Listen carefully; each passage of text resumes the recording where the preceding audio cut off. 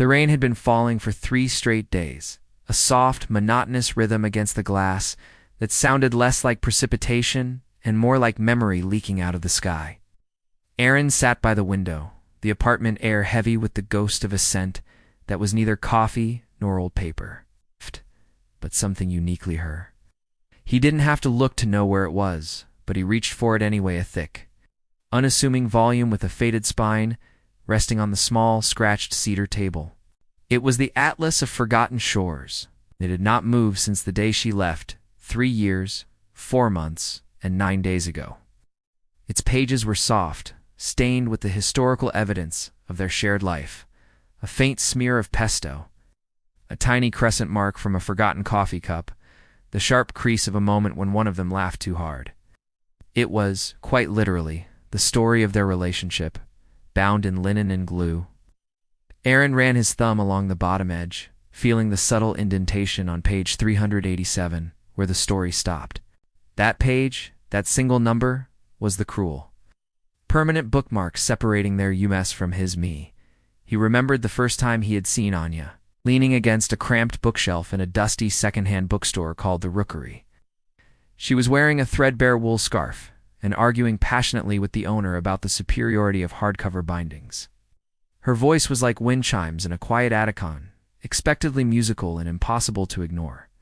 He had been pretending to browse a section on forgotten poets, but his mind had short-circuited entirely. When she finally looked up, her eyes were the color of deep river stone, serious and fiercely intelligent. They talked for hours that afternoon, surrounded by the comfortable silence of thousands of sleeping stories. It turned out they had a mutual, almost religious appreciation for the work of an obscure early 20th century author, a man whose novels were dense, poetic, and notoriously difficult to finish. That night, she had pulled a pristine copy of the Atlas of Forgotten Shores from her own bag. "This is the one," she declared, her eyes sparkling under the pale lamplight of the cafe next door. "It's too long," Aaron countered, smiling. "We'll get halfway and lose momentum, then it'll just sit there, judging us." "No," Anya insisted, placing the book between them on the small wooden table.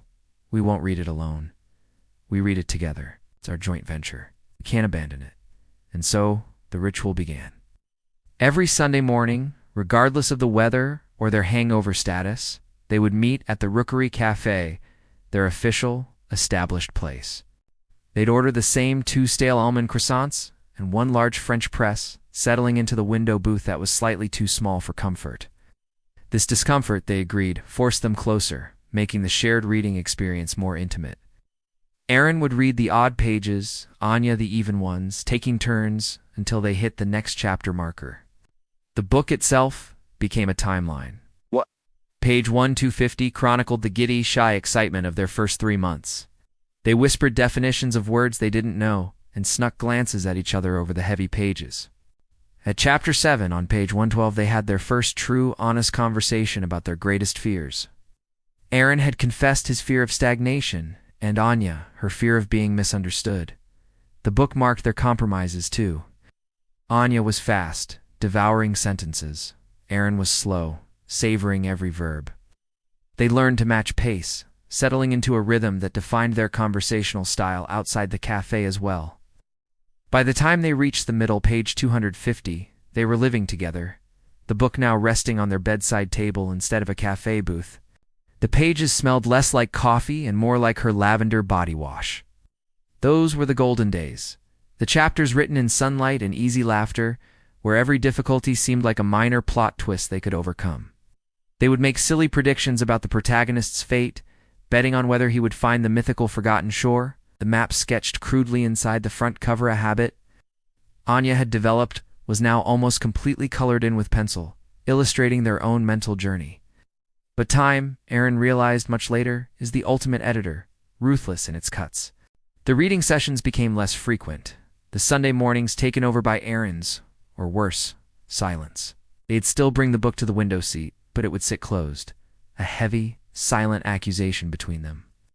The dialogue outside the book had become fragmented, clipped, losing its careful, shared pace. Aaron started staying late at work and Anya buried herself in her doctoral thesis. The silence of the apartment grew thick, absorbing light and warmth until the rooms felt brittle and cold.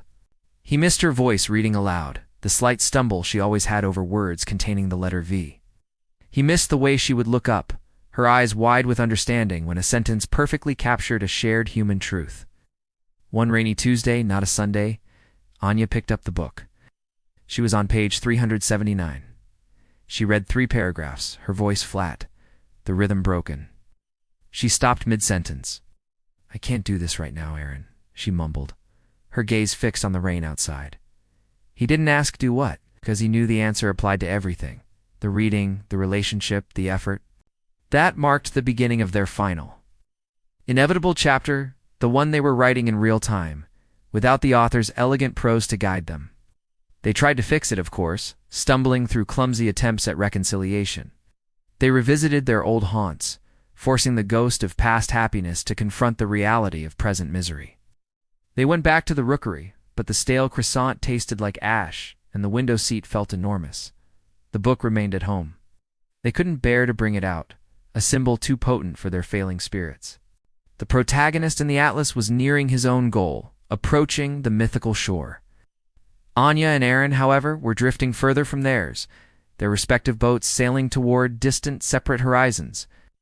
One evening, after a particularly tense, quiet dinner, Aaron opened the book himself, alone. He read from page 379 to page 387, determined to inject some life back into their shared object. The sentences felt hollow, the descriptions of profound beauty failing to reach his heart. He felt like a tourist in his own story, looking at landmarks of affection without feeling any attachment.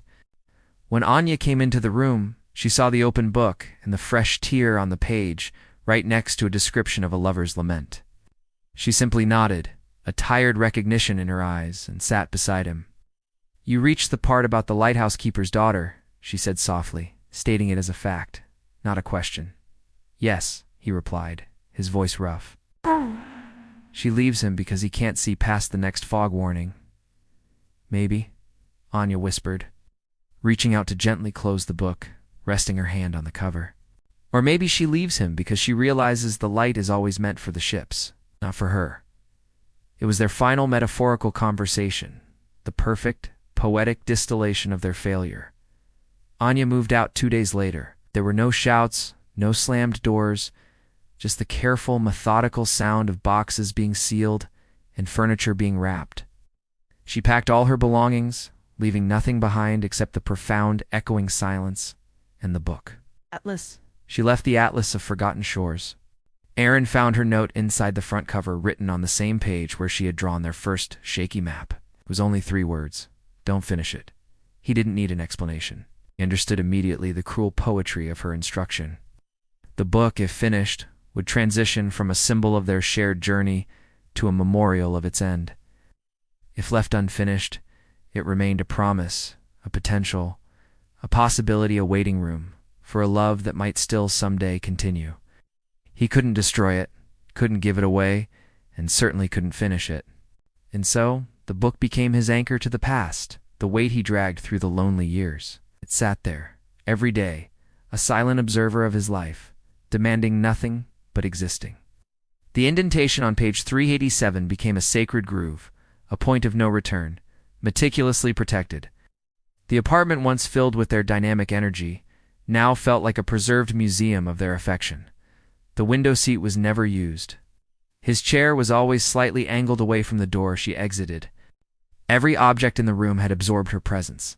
The chipped ceramic mug, the half-used tube of toothpaste, the faded, slightly stained pages. The scent of old paper and rain on the glass became the smell of his melancholy. Once dated someone new, a kind woman who was fascinated by his quiet intensity. She noticed the book and innocently asked what it was about. Aaron could only touch the cover and say, "It's about a journey that never reached its destination." When she gently tried to turn past page 387, he had snatched it back so quickly it frightened them both. That relationship didn't last. Because how could a new story begin when the last one was still hovering, eternally paused? The book was not just a symbol. It was a curse, preventing closure, demanding perpetual mourning. Today, with the rain still falling, Aaron picked up the book, letting the pages fall open naturally. It stopped, of course, at page 387, the ink slightly blurred from his old single tear. He thought about Anya, not with sharp pain anymore, but with a deep, quiet ache, like a phantom limb. He realized that the unfinished story wasn't the Atlas of Forgotten Shores. The unfinished story was them. He finally understood why she had told him not to finish it. By halting the ending, she had given him a permanent, beautiful memory of their love, forever saved from the inevitable disappointment of a final page. Their story didn't end sadly. It simply stopped, eternally full of hope. Right there on page 387. Aaron placed the book back down, the weight of the moment slightly lighter now, and watched the rain continue its mournful, rhythmic song. If this story touched you, let us know in the comments. What object anchors your most devastating memory? Like, share, and subscribe to Storycraft Studio for more melancholic dramas.